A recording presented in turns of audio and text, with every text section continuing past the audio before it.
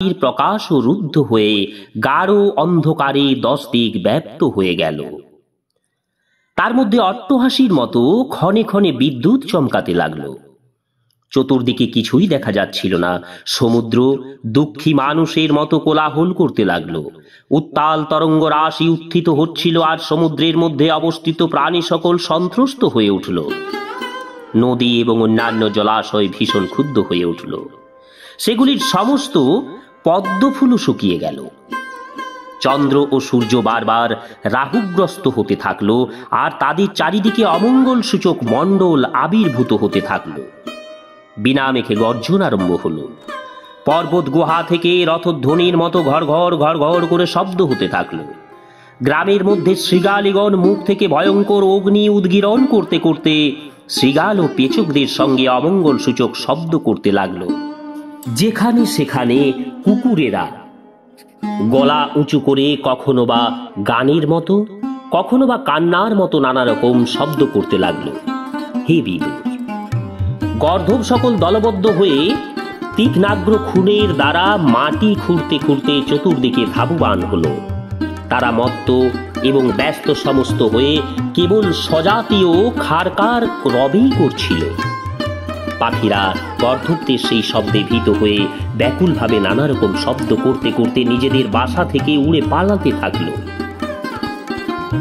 কি গোপপল্লীতে রজ্জুবদ্ধ অবস্থায়, কি বনে বাদারে গরু মোষ ইত্যাদি যাবতীয় পশুগণ ভীত হয়ে মলমূত্র ত্যাগ করতে থাকল। গাভীগণ এমন ভীত হলো যে দোহন করলে তাদের স্তন থেকে দুধের বদলে রক্ত বেরোতে লাগলো। মেঘ জলের বদলে পুঁজ বৃষ্টি করতে লাগলো। দেব প্রতিবার চোখ থেকে অশ্রুবর্ষণ হতে লাগলো এবং ঝড় ব্যতিরই বৃক্ষ সকল উৎপাটিত হতে থাকলো। শনি রাহু মঙ্গলাদি ক্রূর গ্রহগণ প্রবল হয়ে গুরু শুক্রাদি শুভগ্রহ এবং নক্ষত্রগণকে অতিক্রম করে বক্রগতিতে প্রত্যাবর্তন করে পরস্পরের মধ্যে যুদ্ধ করছিল। এইরকমই আরো অনেক অনেক ভয়ঙ্কর উৎপাত দেখে সনকাদি মুনিগণ ছাড়া আর সকলেই উদ্বিগ্ন এবং ভীত হয়ে ওই সব উপদ্রবের কারণ বুঝতে না পেরে ভাবল বিশ্বের প্রলয়কাল বুঝিবা উপস্থিত। সেই দুই আদি দ্বৈত জন্মগ্রহণ করা মাত্রই সহসা দুটি পাষাণতুল্য কঠোর দেহ বিশিষ্ট হয়ে পর্বতের মতো বিশাল শরীর হয়ে উঠল এবং তাদের পূর্বসিদ্ধ বলবীর্য সকল তাদের মধ্যে প্রকাশ পেতে লাগল। তাদের উচ্চতা এমন বিশাল হলো যে তাদের সুবর্ণময় কিরীটের অগ্রভাগ গগন স্পর্শ করল। তাদের বিশাল শরীর দ্বারা সমস্ত দিগমণ্ডল আচ্ছাদিত হয়ে গেল।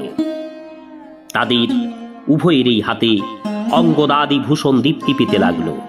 তাদের প্রতি পদক্ষেপ ভূকম্পন সৃষ্টি করতে লাগলো এবং তারা যখন উঠে দাঁড়াতো তখন তাদের অতিশয় উজ্জ্বল কাঞ্চি সমন্বিত সুশোভিত কোটি দেশের তেজ দিবাকরকেও পরাভূত করত।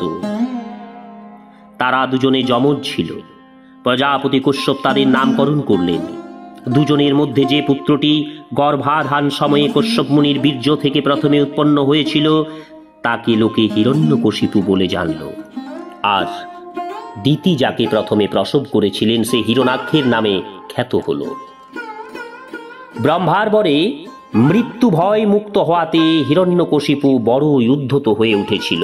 নিজের বাহুবলে সে লোকপালগণের সাথে ত্রিলোকদের নিজের বশে এনে ফেলল। সে নিজের কনিষ্ঠ ভ্রাতা হিরণাক্ষকে খুবই ভালোবাসত, আর হিরণাক্ষেও নিজের দাদার কথা মতো কাজ করত। একদিন সেই হিরণাক্ষ গদা হাতে নিয়ে যুদ্ধ করবার অভিপ্রায়ে ঘুরতে ঘুরতে স্বর্গলোকে গিয়ে উপস্থিত হলো। আর সেই হিরণাক্ষ দ্বৈত দুঃসহ বেগশালী ছিল।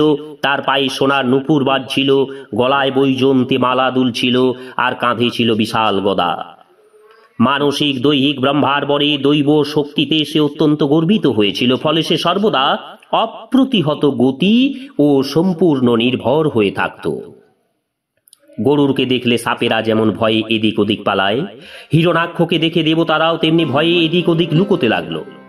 দৈত্যরাজ হিরণাক্ষ যখন দেখল যে তার তেজের প্রতাপে উদ্ভ্রান্ত হয়ে বড় বড় দেবতা এমনকি ইন্দ্রাদি পর্যন্ত পালিয়ে গেছে, তখন তাদের সামনে দেখতে না পেয়ে সে অত্যন্ত গর্জন করতে লাগল।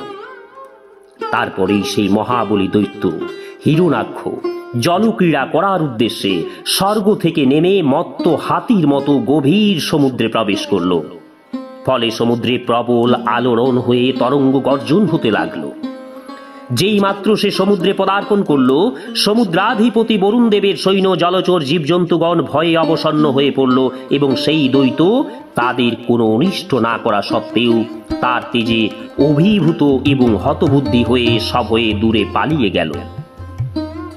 মহাবলী হিরণ্যাক্ষ বহুকাল সমুদ্রে বিচরণ করেও সামনে কোনো প্রতিপক্ষ না পাওয়াতে তার নিঃশ্বাস চালিত বায়ুবেগে উত্থিত তরঙ্গ রাশিকেই নিজের লৌহময়ী গদা দ্বারা বারংবার আঘাত করতে লাগল। এইভাবে বিচরণ করতে করতে সে বরুণ দেবের রাজধানী বিভাবরীপুরীতে গিয়ে উপস্থিত হল। সেখানে পাতালাধিপতি জলজন্তুগণের প্রভু বরুণ দেবকে দেখে তাকে উপহাস ছলে যেন সে মর্যাদায় তার তুলনায় অনেকহীন এমন ভাব দেখিয়ে তাকে প্রণাম করে গর্বিতভাবে ব্যঙ্গ করে বলল, হে মহারাজ, আমাকে যুদ্ধ ভিক্ষা দান করুন। হে প্রভু, আপনি তো লোকপালক, রাজা এবং প্রভূত কীর্তিশালী। শৌর্য বীর্য মদে প্রামত্য বীরগণের আপনি গর্বাপহারী এবং আগে একবার সমস্ত দৈত্য দানবগণকে পরাজিত করে রাজসূয় যজ্ঞও করেছেন। মদোন্মত্ত শত্রু কর্তৃক এইভাবে উপহসিত হয়ে ভগবান বরুণদেব যদিও অতিশয় ক্রুদ্ধ হয়েছিলেন, কিন্তু নিজ বুদ্ধি বলে তিনি সেই ক্রোধ সংবরণ করে বলতে লাগলেন, হে অসুররাজ, সম্প্রতি আমরা যুদ্ধাদি কৌতুক দেখে বিরত হয়েছি। সনাতন পুরুষ ভগবান ছাড়া আমি তো এমন আর কাউকেই দেখি না যে তোমার মতো সুনিপুণকে যুদ্ধে সন্তুষ্ট করতে পারে। হে অসুররাজ, তুমি তার কাছে যাও, তিনি তোমার কামনা পূরণ করবেন। তোমার মতো বীরেরা তার গুণগান করে থাকে। ভগবান অতি বড় বীর পুরুষ, তার কাছে পৌঁছানো মাত্রই তোমার দর্প চূর্ণ হবে এবং তুমি কুকুর পরিবেষ্টিত হয়ে রণশয্যায় শয়ন করবে। আমার মতো দুষ্টগণের দমন এবং সাধুজনের কৃপা বর্ষণের জন্য তিনি নানা প্রকার অবতার দেহ ধারণ করে থাকেন। তুমি তার কাছে যাও। ওম শ্রীহরি, ওম শ্রীহরি, ওম শ্রীহরি। নমস্কার, আজ এই পর্যন্তই। আগামী পর্ব হিরণ্যাক্ষের সাথে বরাহ ভগবানের যুদ্ধ। চ্যানেলে যারা নতুন তাদের অনুরোধ জানাবো শ্রীমদ্ ভাগবত মহাপুরাণের ধারাবাহিক পর্বগুলি শ্রবণ করুন এবং চ্যানেলটি সাবস্ক্রাইব করে পাশে থাকুন। ওম তৎসৎ, ওম তৎসৎ।